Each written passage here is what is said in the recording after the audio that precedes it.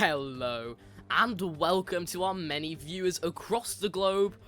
Today, we're in Canada at the infamous Circuit de Gilles Villeneuve. 14 swift corners today will set the drivers apart in our third street circuit running. The drivers will be no more than 1 meter from the barriers at any one time. We will be seeing the top speeds of up to about 210 miles an hour, with about 2/3 of the lap taken at full throttle. Make sure to watch out for the Wall of Champions and the tight hairpin at turn 10 for the risky overtaking opportunities and the places where drivers are going to take the most risks.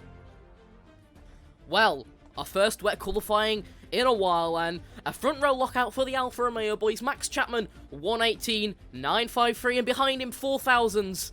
Is Casper Meech, and on the second row behind them, Andre Abreu in the Williams, his best qualifying in quite a while, and Torben Schutt joins both the Ferrari boys, P4 and P5, with Grizzler Titan 7/10 behind, and Salaman on the row next to him. Dylan Hartley's in P7, and, well, Casper Knopp has retired from the league, so unfortunately, his replacement, Andre, will be in P8, and P9 is Alex Rinzer, Andre's new teammate, and in P10 is Ian Hanmore, the last of the points positions, and on the what would be the free tie choice is Widderson in P11, Foxhall in P12 with a not-so-good qualifying, P13 is Middelfeld, P14 is Mitchell, and P15 is Adam Forbes. He just squeezed in to qualifying 2, but joined by him is Jay Robinson, and Omar is behind with that 5-place grid penalty that we didn't actually get to see because he collided with Casper Meech. Joined by him is Wilson, Harper, and Welsh, who each of them did not start.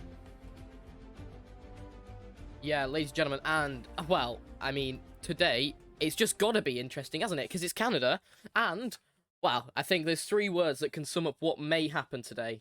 Wall of Champions, and, yeah, today, I am joined in the commentary box by Sam. Hello, Sam. Hello once again, everyone. Good evening. Welcome to Canada. As you said, yeah, it's set to be a great race. We've got Max Chapman in P1, our usual pole sitter, but it's set to be a great race. We've got some strong competition, and as you said, we've seen great races around Canada before. Now, we did allude to this back on Friday night, but unfortunately, I think Casper Knopp has been traded from the Red Bull team, and what a shock this is. He was one of the contenders for that title, wasn't he? Yeah, definitely. It's a real shame to see a driver like Casper Knopp drop out from the league. You know, he was an incredible driver. He really pushed the top end of the field to the limit, and it's a real shame to not see him driving again, but got a replacement in for this weekend. Red Bull managed to get one of their. We've got Nados in this weekend, so that's going to be interesting to see what he can do. And, I mean, he's got some big boots to fill. Yeah, well, I mean, I don't know exactly what it is, but we know Red Bull have a clause in every single one of their contracts that says if by the first quarter of the races, if they are not P3 in that Drivers' Championship, their driver gets to go home scot-free, and they're a free agent. So could that potentially be what's happened with Casper? We are 8 races in. 8 races in is almost halfway, so just after the quarter waypoint. So maybe that's what's happened. He was not P3 in the championship. So is that perhaps what happened? Yeah, that is definitely a potential. As you said, Red Bull in their contracts, it's quite a contentious subject. So that could be what has happened with the Red Bull driver. But the main thing is that it's a real shame to see Casper Knopp drop out. He was a very, very strong driver, but we have a replacement with Nados that we saw in the trials, so he shows some real promise. So we'll have to see what he can do. He's starting in P8 today, so that's a really good position for his first race. Yeah, well, we see all of the drivers here coming through the Wall of Champions, turns 14 and 13, and they all take their position on the grid. How do you see today going, Sam? I think it's going to be chaotic. I think there's going to be quite a few safety cars. I want it to be like 2011. It's going to be good, I hope. Well, it's definitely not wet, so it won't be like 2011 in that aspect, but we see the drivers on the grid. We wait for the lights out. The lights have gone out, and the drivers are away. Max Chapman getting a really nice start, edging over to the right-hand side of the track, and who's that? That's Casper Meek dropping back, and Andre Bray already into P2. Down the inside, it's one of the Ferraris at the back, and who's that? Oh, the bit of wing lost there. One of the Red Bulls going down the inside. Alpha Tauri of Dylan Hartley already up into P8, and really, really good first corners there from the boys. Yeah, incredible start from Andre in that Williams straight up into P2. Some really, really good stuff for him. He got the jump on Casper Meech. And also, our new sitter, Nado's got a good start as well. There's a virtual safety car. I'm not too sure what that's for, but there is a virtual safety car. Yeah, I think one of the Red Bull drivers, Alex Rinser, in P20, might have spun. He's lost 11 positions on the first lap. Well, that's really unfortunate, and we will endeavour to try and get the start back for you boys, but I'm not too sure if we can. Let me just go to the intermission screen really quickly. See if we can get the overlay to work once again. Right, so we see Alex Rinser just trying to get back to the pack, but Sam, tell us what the strategy is now with the virtual safety car on lap 1. Well, obviously the virtual safety car on lap 1 was it could have been a bigger thing, but it's already in. So these guys are already back up to racing speed. Obviously, under normal circumstances, people have been trying to pit, but considering it's only the first lap and it's a 35-lap race, there's not really a good time to pit. But they're back out racing again. Max Chapman still in P1 with Andre in P2, with Kasimich closely behind, trying to catch up. He's going to want to get that place back, definitely. A new driver down to P7, well, up by one position, P7, and Hartley lost one position on the start to him there. And that is Hartley trying to make a move, but he's dropped back through the first couple turns. That's unfortunate there for Hartley, but is there any wing damage sustained by any of the drivers so far? Well, obviously in P20 we have Alex Rinser that had that spin. He completely lost his front wing. He's in the pit. We've got Thomas Salomon, Jay Robinson, Riley Harper, all in the pit at the moment. So probably to do with that front wing damage that you were alluding to, some first lap incidents that have caused that. Mitchell's quite isolated already down in P16. It'll be a lonely race from him, but he's got to make sure his strategy works in order to get back. Obviously, the free tyre choice means that any of the drivers on the grid can have whatever tyres they want because it was a wet qualifying session. So that's thrown up some really interesting strategies with about half the grid running the soft tyres. Yeah, definitely. And interestingly enough, Max Chapman is only one of the few top 10 runners on those medium tyres. With Casper Meech and Andre Bro both on those soft tyres. So within the first few laps, we can expect to see a real fight between those three, no doubt. But it looks like Casper and Andre are getting very, very close into P2 and P3. Yeah, Casper and Andre, I mean, the two drivers that have proven themselves in qualifying, but are they going to be able to do it in the race? That's the real strategy. You know, time and time again, we've seen Andre Bro in those wet qualifying sessions really shine. We weren't expecting him to see him up in such a good qualifying position, but the fact that he's managed to promote himself to P2 already in the race is really good stuff. That's going to really push his confidence through the race, and Casper Meech is going to be dying to get that position back to try and challenge his teammate for the win today. And down in the middle ranks is Hartley making a move round the outside of the Red Bull replacement there in P8. So it's interesting to see the Red Bull replacement back down already to his original starting position. Yeah, very nicely done from Hartley. It looks like Joel is very, very close to making a move around the hairpin here. Is he going to get it done? No, he actually got very, very close, but not quite enough. I don't know if we're seeing a bit of the pressure being put on Nados in P18. You know, B8. This is a massive arse for him to fill the boots of Kaspanov and try and challenge these people today. So we'll have to see what he can do throughout the race. But he's looking pretty good so far. He hasn't lost any positions. Still in P8, which is the main thing. Oh, and there's some collisions at the back. I think that's Forbes back in P11 has actually tapped the wall through Wall of Champions, and behind them is Hanmore, who's making a move. Oh, it's been made a move on by, who's that? Welsh. Welsh has made a move on Hanmore. He's already gained 8 positions, Welsh. Yeah, you know, we've seen this Renault driver. He is so strong in the race. He's got some incredible raceway. Started down in P20 today and already up into P12, as you said. So really, really good start to his race here. And he's going to make a move down the inside on Adam Forbes. Is he going to get it done? Yeah, he's got it done by the looks of it. Very, very close between these two. Yeah, he's got it done going through there, but that was very, very close racing, and nicely done for Robbie up into P11. That tight apex there of Robbie is some of the best racing we've seen of him in quite some time. Obviously, the tighter the apex, the harder it is for you to take it in a F1 car that's going 100 kilometers an hour through the through the medium speed corners, but Robbie took that with ease.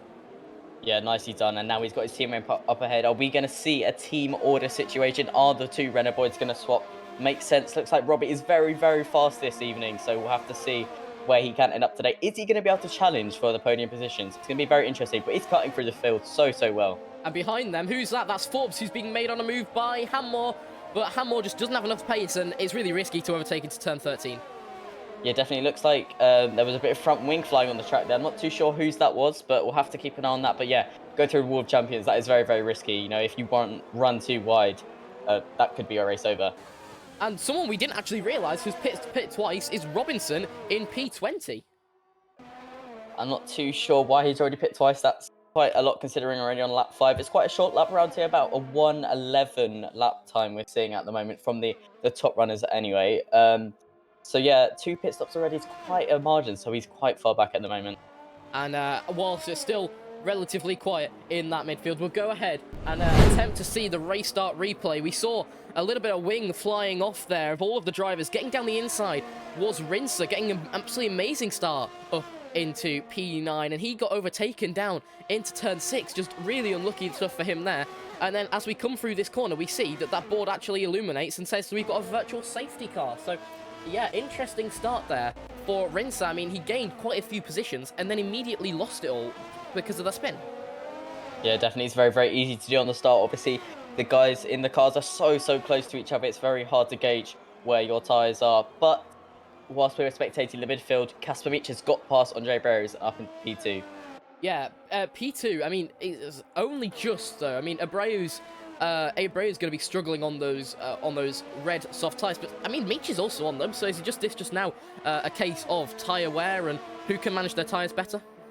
Potentially, we could have seen some very, very aggressive defending from the Williams driver that has cost him some tyre life. We're only on lap 6. The soft tyres can go quite a bit longer than 6 laps, so I'll have to see when he decides to come in. But yeah, Kasper Mietsch is looking very strong now. He's got past that Williams.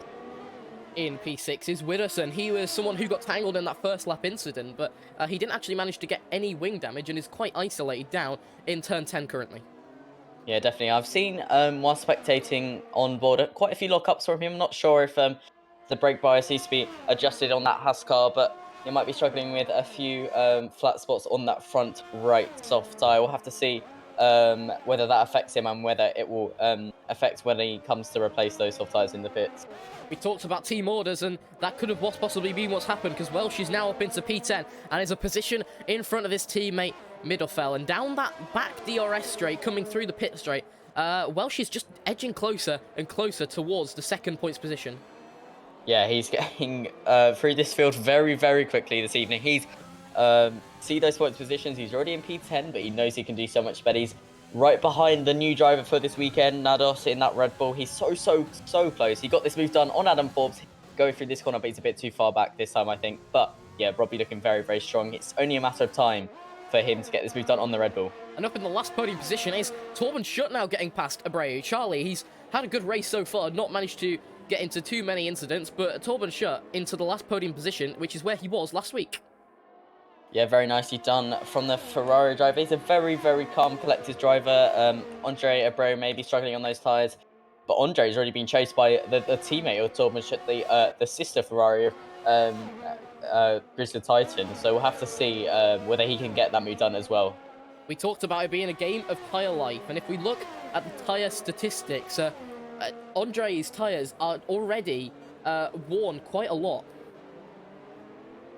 Yeah, that's probably why he's struggling so much. I mean, he's still staying to the back of this Ferrari, but no doubt he got that DRS on the pit straight. So very hard to tell how he's lost so much tyre weight, considering everyone else around him is looking very, very quick at the moment.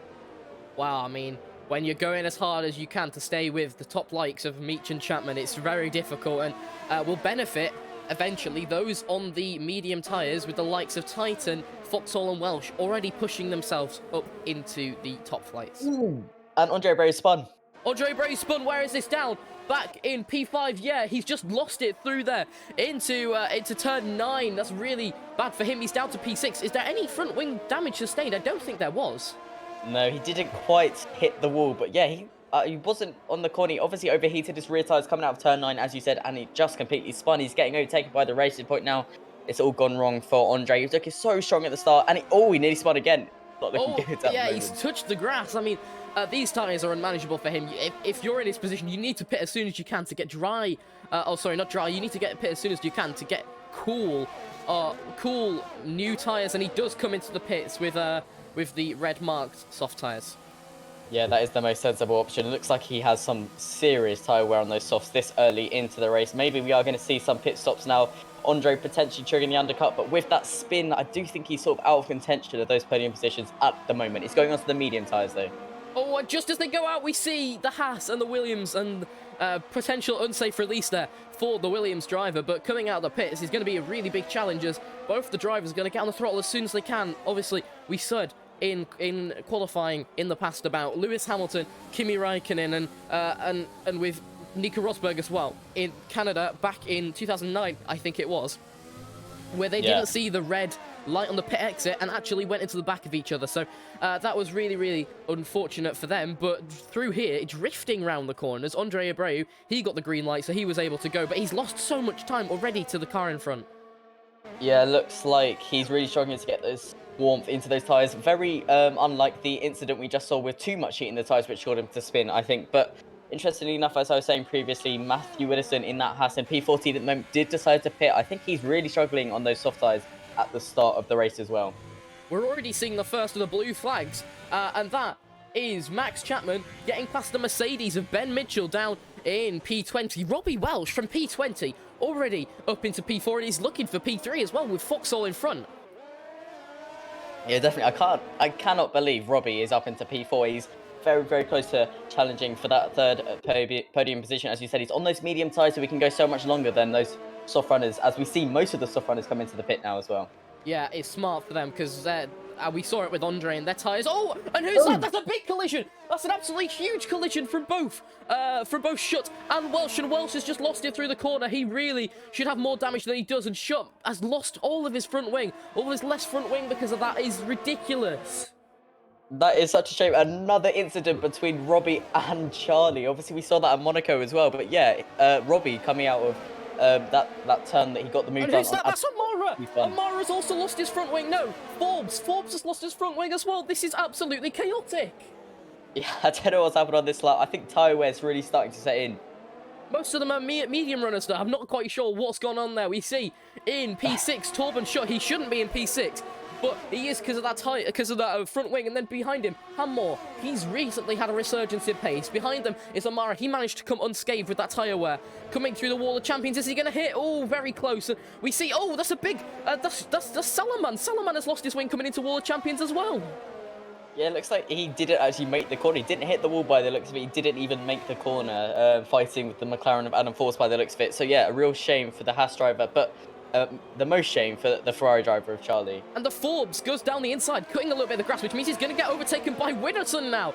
Forbes dropping back through another bit of grass, and through here he's just going to get overtaken, and oh, he's tapped! He's tapped by Abreu. This is ridiculous racing here at the third street circuit in a row. You think they'd be used to it by now, but they clearly are not. Yeah, Adam Ford's having a bit of a nightmare by the looks of it. His tyres are really not sticking to the road at the moment. He's really struggling out there. And someone with another resurgence of pace is Widdowson. He's managed to get in front, and who's that? It's Abreu going down the inside, and he's forced one of the Haas drivers, Salaman, to go on the runoff. And who's that? That is the... Oh, that's Abreu. Yeah, he's let them both past. That's good of him. Yeah, I'm not too sure what happened there, but Abreu looked like he was going to make a move into the hairpin on Dylan Hartley, but Dylan Hartley has managed to gain a position on Andre Abreu up into P9 now after the pit stop that he made.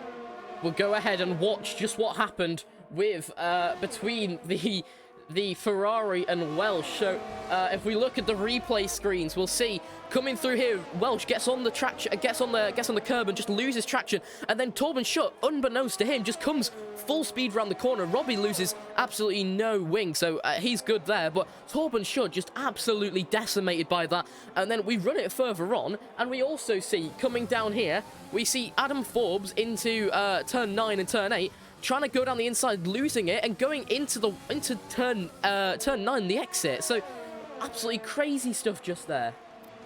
Yeah, a real interesting lap or so. I can't believe all that stuff happened within maybe 1 or 2 laps. Some very crazy stuff. But yeah, it looks like Charlie was coming very, very quickly into turn 6. And yeah, with that spin of Robbie, yeah, there was nowhere he could go.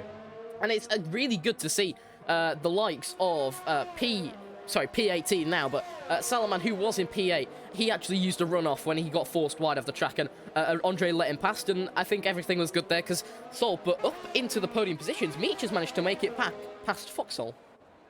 Yeah, looking very, very strong is Meech. Now that he's made his first pit stop, he's onto those medium tyres. Question is, can he make them run to the end? I think that's very ambitious, to be honest with you. We'll have to see whether he's trying the two-stop strategy today. Obviously, Max Chapman and Grizzly Titan are still yet to pit. They started on those medium, harder tyres, so we'll have to see whether he will gain those positions after the pit stop period. We'll go on board with Foxhole. Just talk us through his lap, please. Fox obviously very, very close to the Meech. He's going to be getting that slipstream coming up towards turn 8 and 9. Very tricky corners. Those very high curves here can really set you off guard. And I think that is what happened to Andre Abreu, which is where we saw him spin, and potentially is where we saw him lose that podium position for today. As we approach the hairpin of turn 10, he's going to be focusing on the back straight where he could get that DRS if he is within 1 second of Castle Meech, but it doesn't look like he is. He's about a second off.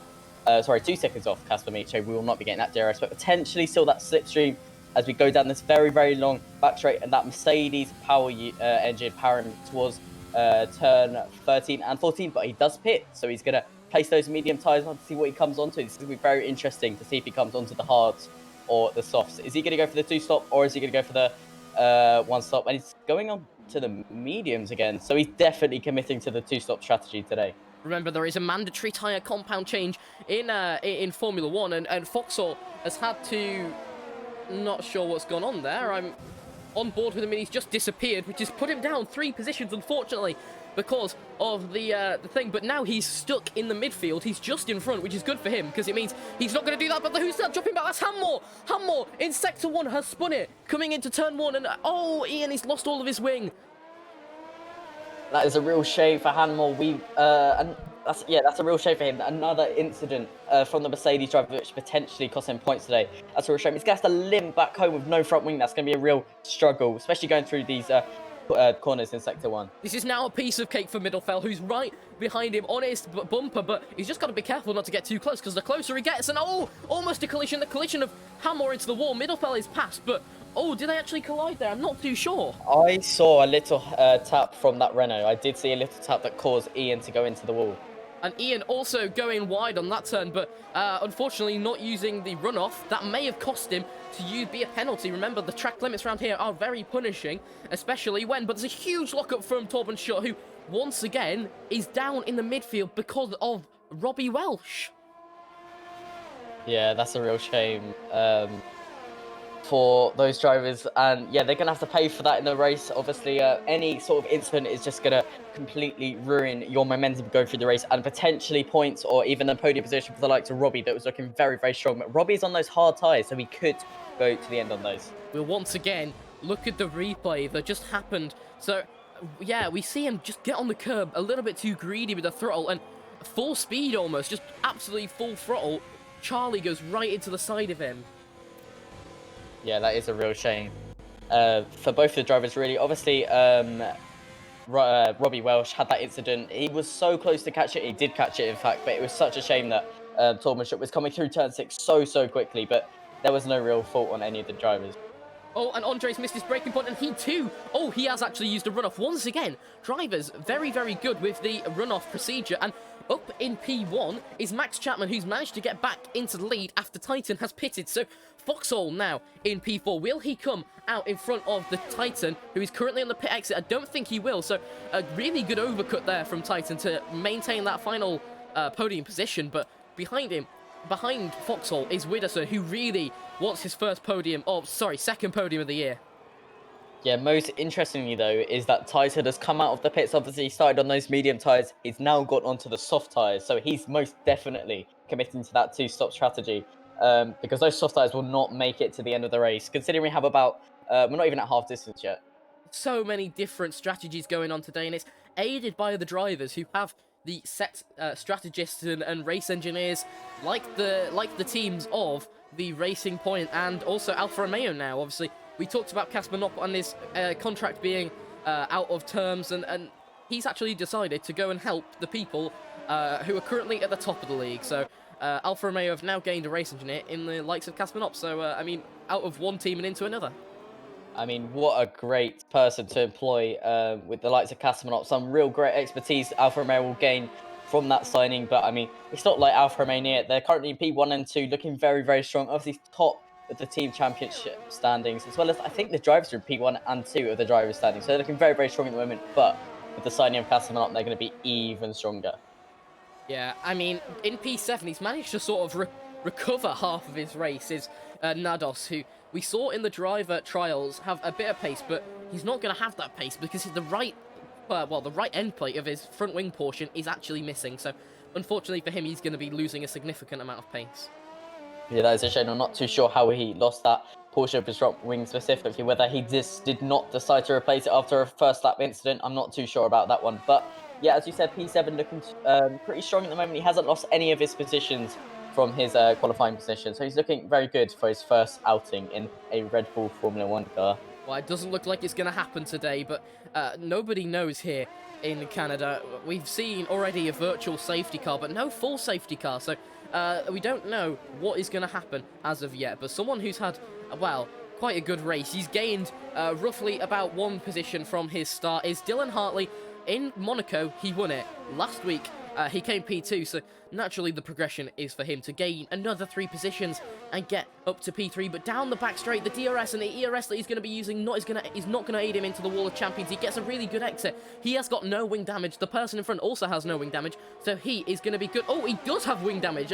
Sorry, I didn't realise that the right end plate of his car is missing. His tyre temperatures are currently in the 90-degree range, so they're going to be active and using all of the grip that they have. And he's got about 6.8 laps of 6.8 liters per lap of fuel usage, which means he's running the rich mixture for quite a while. So what does that mean in terms of the way he's got to play the rest of this race? Well, obviously, as you said, he had a bit of front wing damage. The front and right end plate, by the looks of it, has completely left his front wing, which is a shame for him. But it does look like he's getting very, very close to the rear of the Haas of Matthew Widdowson. So he's got some real pace. As you said, he's using that rich engine mixture. He's going to be having that Honda engine in the back of his AlphaTauri at as fast as it can go in race conditions. So he's looking very, very strong as he approaches the turn 10 hairpin. Going down the back straight, he's going to have that DRS. He's within that 1 second. I think he made it to the DRS line within that 1 second. So he's going to have that DRS on the Haas driver, and he does. So he could get a move done coming up towards turn 1, I think. He's going to be very close coming into turn 13, 14. Yeah, he's just a bit far, but yeah, he's just using the pace, but he also does get the DRS out of the pit straight as well, so that's going to be really beneficial for him coming into this position here. And down towards turn 1, he's still quite far behind, and that wing is really proving useful for the Haas driver. Yeah, definitely. Obviously, having that extra downforce going through the corner, especially in Sector 1, it's going to be really beneficial for that Haas driver. So it's a shame that Dylan Hartley has picked up that wing damage, but he's looking strong in P6 at the moment. He's definitely not falling behind that Haas driver, so if he plays his cards right and he uses the engine mixtures correctly, he'll be good. James Wilson, otherwise known as Nuts, he spun in turn 1. He got himself stuck in the pit lane, so he'll be lucky not to get a penalty from that for blocking people potentially coming out. But I think there was no one coming out. You see, from the cooling pod, they're really having to work hard. There's no wing damage for him, but he's lost about 7 positions there because of that spin. Yeah, and I'm not too sure if you saw that, but also Adam Forbes has gone wide at a similar position to where James Wilson did as well. So that's a shame for the McLaren driver. Obviously, Adam Forbes in P19 at the moment. Really good stuff here from the first 3 positions. They've just pulled out such a big gap on the mid-pack and also the rear as well.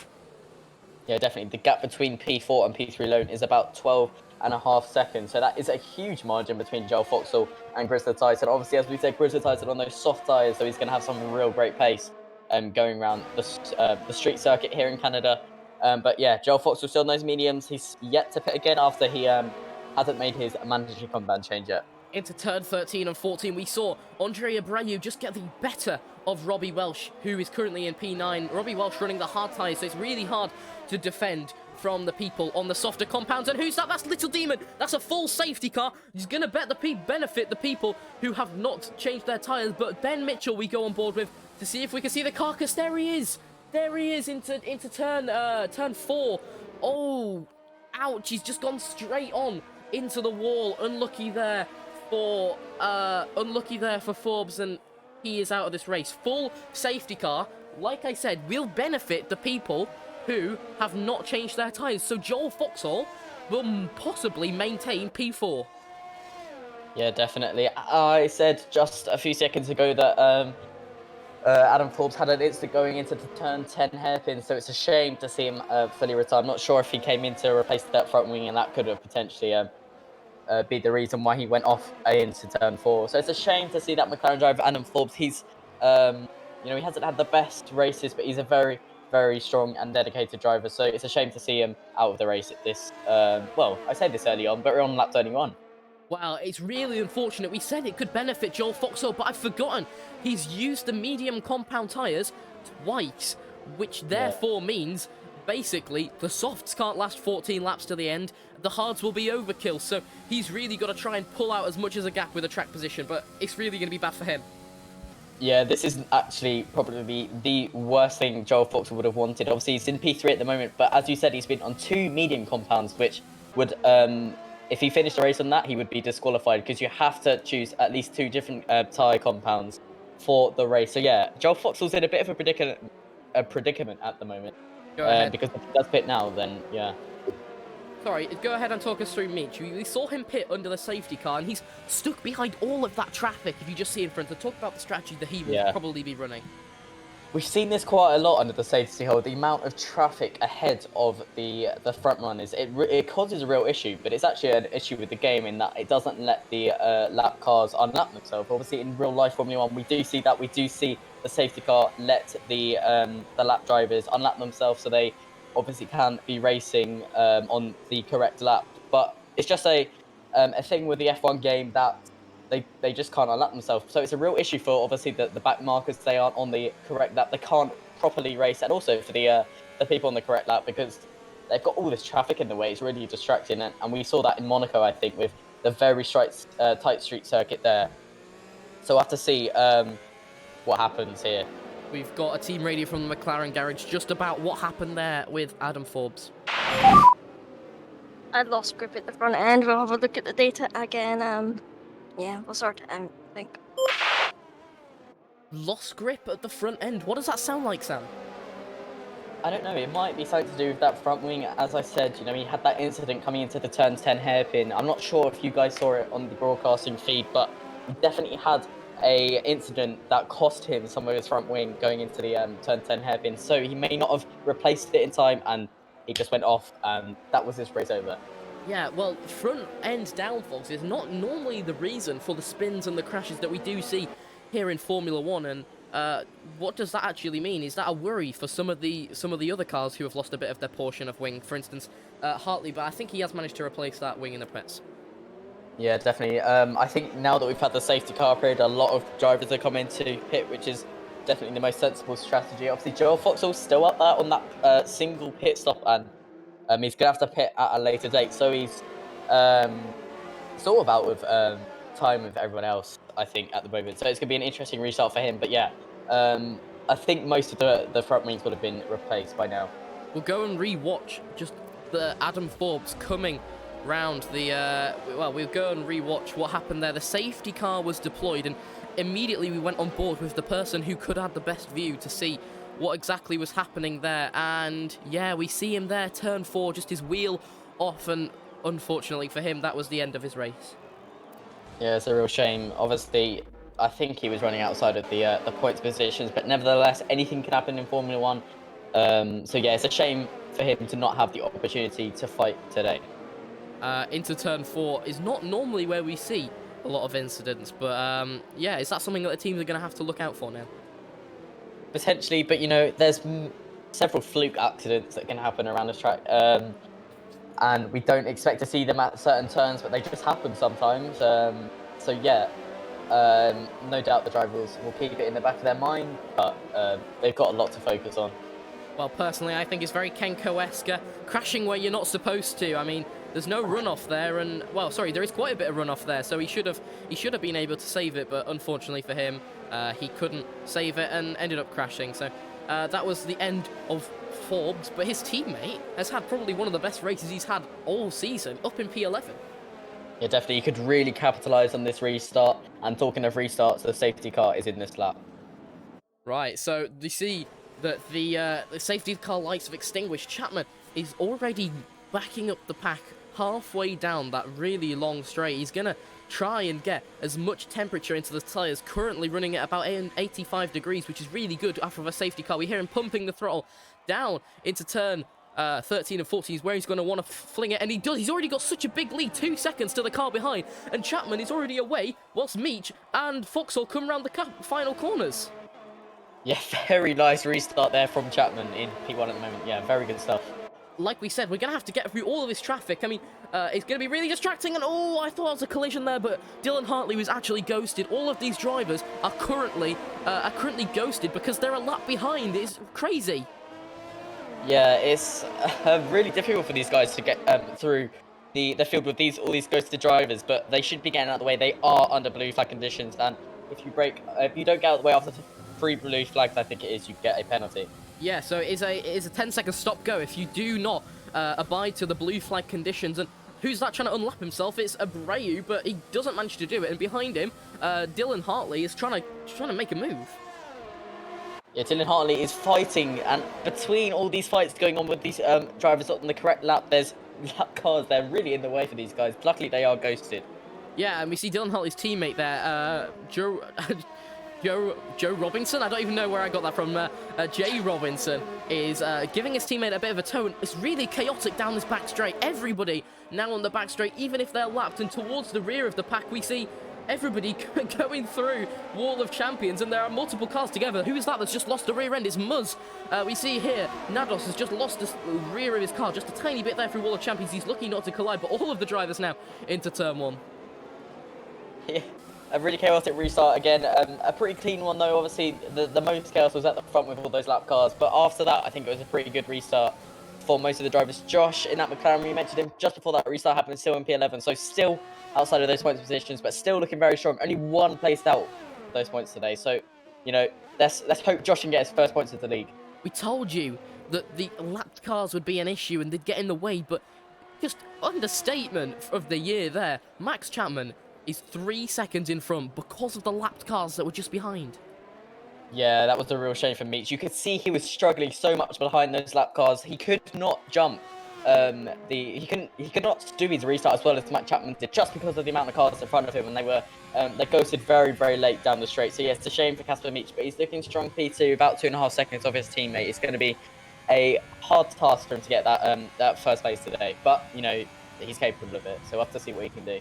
Go ahead and talk us through the man in P1's lap.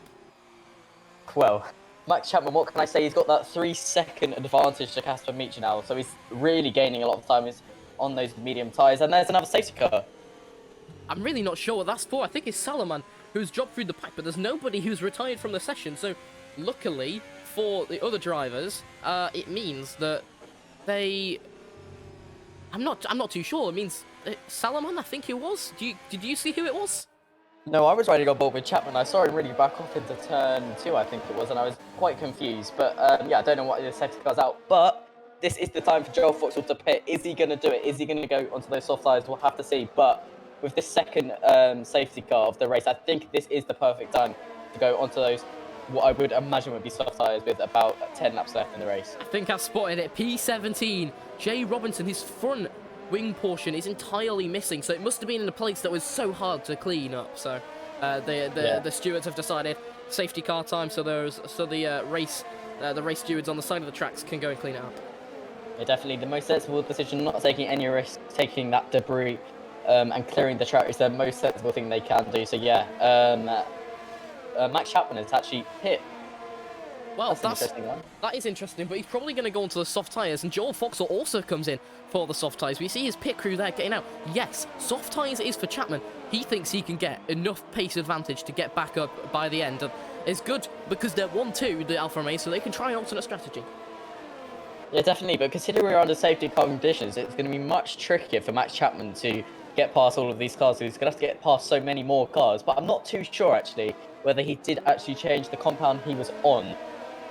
Because he started on the mediums, and I'm pretty sure he was on the mediums before that, so maybe he had to pit. I didn't quite hook onto that, but now Casper Meach is looking very, very good in P1. Chris and Tyson behind him also on those medium tyres. So we'll have to see what happens there. But yeah, Casper Meech now inherited the lead. He's looking very strong now. We look to the pit grid, and it says twice pitted for Max Chapman, so he must have pitted back for the medium tyres. It must have been a medium soft strategy for him. Yeah, obviously going for that double pit stop strategy, which probably, I don't know, that's a strange one. But it's a shame that there's been the safety cars in the times there have been, because obviously the safety car before this, it was too early to go onto those soft tyres, and now this safety car is going to be tricky because he's going to have to get past so many more cars because they're all so much closer together. So we will have to see what the effect of that is on Max Chapman's race. He's in P10 at the moment. Can he get back with those those front positions, potentially even for the podium today? But it's going to be a very hard task, I think, with him pitting this late into the race. How many laps ago was it that Casper Meech pitted for those medium tyres? I actually don't know. It must have been, it was before the previous safety car, so they're probably about 10, 15 laps old now. He started on those soft tyres, so yeah, probably about 10, 15 laps is about right on those medium tyres. So they'll have a bit of life left on them, no doubt. But yeah, Casper Meech has obviously made that mandatory compound change. Actually, no, he's pitted twice, so these are much newer medium tyres. So yeah, it'll be easily be able to get to the end on these. Well, I don't know how I gotta put this, but earlier we were sort of talking down on Dylan Hartley. We said it doesn't look as if he's in a position at all to get that P3, which he said he wanted to complete the trifecta of the 3 street circuits in a row. But I don't know, P4 with the medium tyres, he could take them to the end. And I mean, unless the faster cars, or unless there are faster cars behind, and he can overtake Widdowson, then everybody's a good one.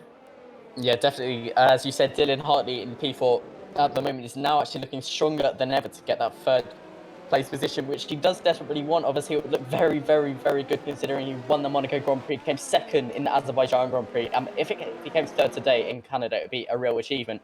The safety car is in the slap, so we'll have to see whether he can get the move done.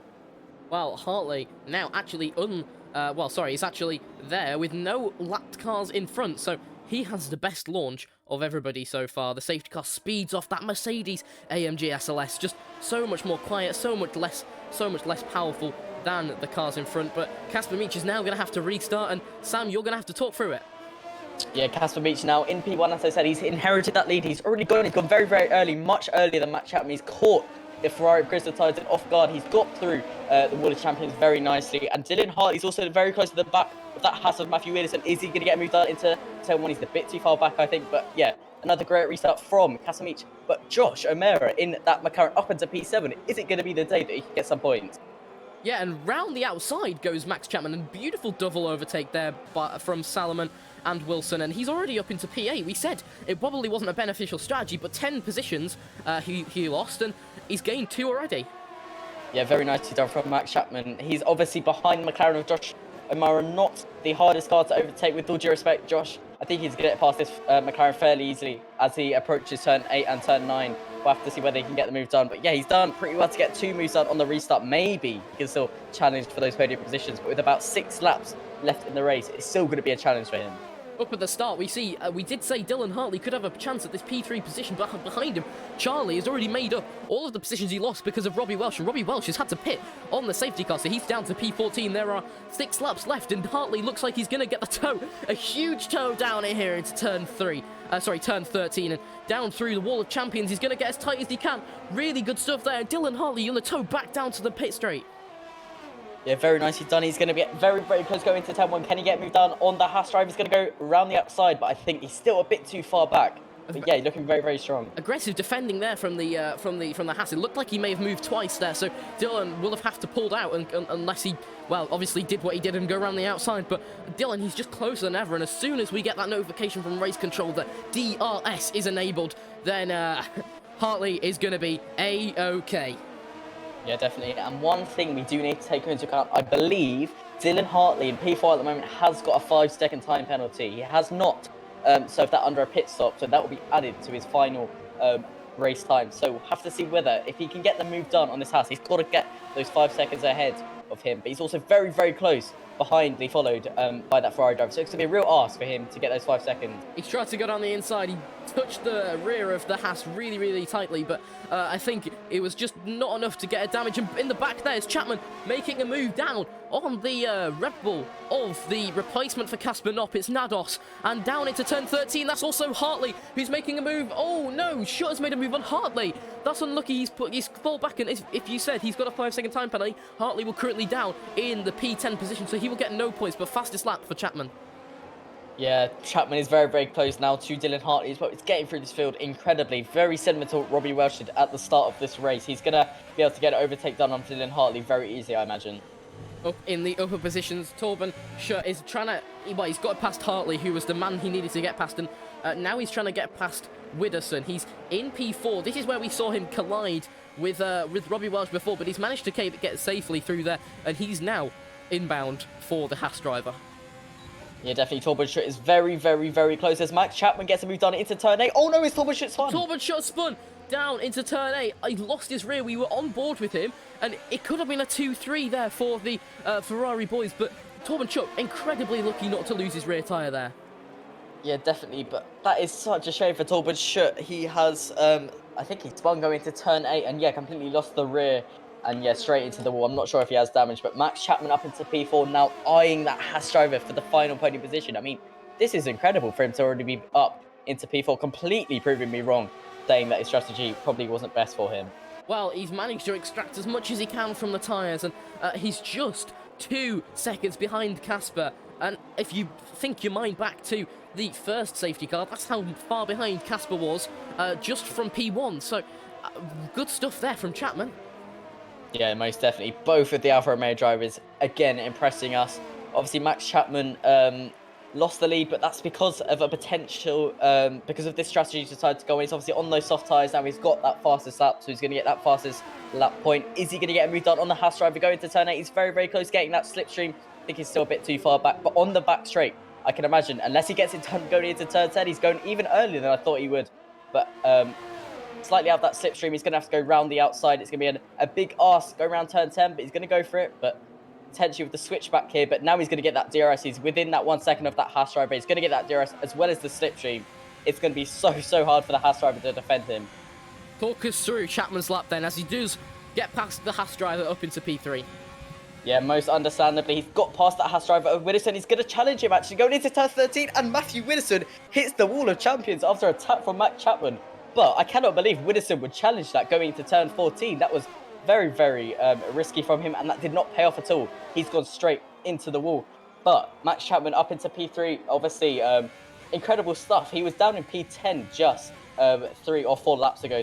Some really good overtaking from him. He's about 3 seconds off the Ferrari driver in P2. It's going to be a real ask for him to get that second place position, but he's got that fastest lap. He's got some great pace here around the Gilles Villeneuve track today. So he's got the Ferrari in sight now, actually. So, you know, with 3 laps to go around this Canada circuit, can he get it done going into turn 8 or 9? He's looking so, so strong. The man we need to watch is P11, Josh O'Mara. He's 1 position off his first point of the season. He's talked all week about how he wants it, and in front, Thomas Salomon has lost part of his wing, which means Josh O'Mara is into P10. Can he hold on to the final points positions? I so hope he can. This is going to boost his confidence so much in the league. He needs this so badly. One of the final drivers to get a point in the league. Obviously in P10 at the moment, he would get that 1 point for the championship. But going down the back straight, he has got DRS as well as the Haas driver, so it's going to be really hard for him to stay in P10. But is he going to do it? Surely the Haas driver's not going to challenge him into turn 14. Oh, it's a big challenge! There's a big challenge, but just a touch of the wheels, nothing more. And who's that? That's Nados dropping back down the grid. He's in P9 now. O'Mara may challenge him into P1. This is absolutely amazing driving there. And up in the front, who's that? That's Torben Schutt. Torben Schutt with a 4-wheel lockup, and there's 5 drivers right next to each other who could challenge for about 4 points. And that's Josh O'Mara is back up into P9, and who is that? He's gone down the inside. There at turn 4. Oh, that's where his teammate lost it, and he's managed to get in front. A great move there from Josh O'Mara in that McLaren. Very nicely done. I do hope he can hold onto this P9 position, but all these drivers ahead of him are scrapping so hardly. Is he going to get a double overtake done going down the straight towards turn 8? He's very close to the rear of Matthew Widdowson. He's going to get that slipstream. He's a bit too far back, but all the racing points go down the inside. James Wilson's gone down the inside and tried to cut him off, but Amara's back up into P8. It could be P7 by the end of this. Remember, ladies and gentlemen, you can vote for your driver of the day using Kenco.tv. KencoTV.uk/vote and go vote for who you think. And that's Robbie Welsh. Robbie Welsh is out of the session, but it's too late for a safety car. So that's a final lap now. Casper Meach is in the lead. Titan is behind him, and Josh O'Mara is in P9 now. Yeah, he's going to get overtaken, but he's in P9. He's going to have that DRS going down the pit straight, so he may be able to get a move done into P10, but he is being followed so closely by that Renault behind him. I do hope he can hold onto P9. I really do hope for his sake. A huge collision! Who is that? That's a Wilson. Has been tapped by Widdowson. He's gone off and absolutely cut the entire first corner. Robbie is out, so we don't know where he is, but Josh O'Mara's lost one position. He's down now to P10. Up at the front of the grid, Casper Meach is away with it. He's up, down towards turn 10, and he has not put Josh O'Mara towards the back. He spun! Josh has spun and lost the points position just in when it means the most for him. He has lost the points position. Titan, he's just a few seconds behind now. Can he make it? But can also Chapman overtake Titan to get P2? Is 9/10 between P2 and P3. Meach is coming down the final straight. He looks like he is going to win this Grand Prix, but behind is just so tight for the second points position. So for the second time, Casper Meach comes down the pit straight. His team hang out the pit wall. He is the champion, but behind him is Titan and Chapman. Behind them, Hartley, just so close for that P3 position. He's in P4, and behind, Vauxhall coming through the wall of champions. He is in P5. He is going to be sticking in P5 because Hartley, that 5-second time penalty hasn't affected him. Shut in P6, P7, P8, P9, P10 are so close to each other. Josh O'Mara by 2 positions is losing, and it's just so close for Josh. We see Wilson come across, and Josh has been promoted to P9. There is 3 time penalties. Josh is in P9, and he will be absolutely elated. Let's go, Josh. I'm so happy he got those points. P9, he got 2 points. Some really good stuff. But yeah, wow. The last driver comes across the line, and yeah, wow. Josh, so close at the end. I'm not sure what happened. Remember, boys and girls, vote for your driver of the day. KencoTV.uk, vote for your driver of the day, and make sure that it is, well, I think mine's Josh O'Mara, but we'll have to go ahead and take that into consideration. But Casper Meach for the second time, champion. Yeah, really good stuff from Casper Meach into P1, his second win of the league, obviously after that incredible Bahrain win, and again, another outstanding victory here in Canada. And I think that is the first all-British grid that all-British podium that we'll see so far. So, ladies and gentlemen, we'll go ahead, cool down for a bit, get a drink, and we'll talk to some drivers in a bit.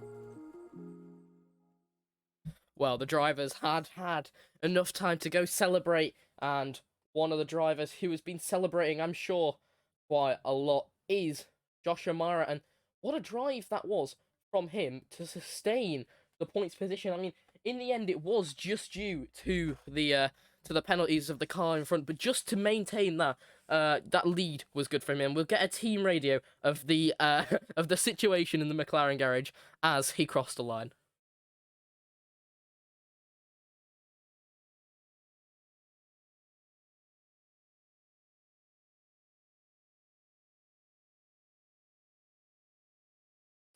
Ladies and gentlemen, I don't think it's working. Hang on, let me go back and see whether we can get a team radio from the McLaren garage as he crossed the line. Oh my god, let's go! P9 getting. Oh, that's 2 points for the team. Let's go, boys. And yeah, we're joined by Josh right now. Josh! Oh, Your, hello. Your first points of the season. I'm honestly P70 in the P9. That's a day to remember.